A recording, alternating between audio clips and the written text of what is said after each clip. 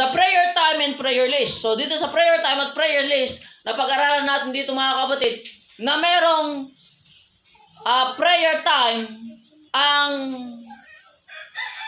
tinatawag natin na Islam, meron silang specific na prayer time maging ang Hudyo.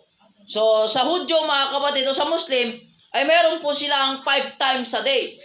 At sa Hudyo, meron silang 3 times a day, mga kapatid, na specific time. At sa Kristiyano naman mga kapatid, napag-aralan natin na tayo po ay merong unlimited time.